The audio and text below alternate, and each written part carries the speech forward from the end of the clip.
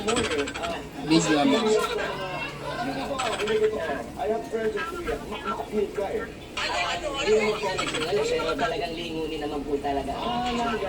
At pag hinihilingon ka, anong ginagawa mo? Do you encourage or you say, Actually po, kasi sa ibang bansa po, takot po ako mag-travel. Kaya nung napunta po ako, thank God dahil nakasama po ako namin. Dahil nung nag-travel po ako, mas minahal ko yung parang sarili ko dahil proud ako na isa akong Pinoy. Tapos lahat po ng mga Koreans po doon, pinagkakawayan ko po doon, lagi lahat po doon, hindi po ako tinitignan. Ano sa'yo? Kasi proud po ako, parang alam ko yung words nila. Pero yun lang po yung alam ko. One time, nakapaglibre pa nga po ako ng isang drink. Meron po isang taxi driver doon sa Korea, sa probinsya sa Mokpo.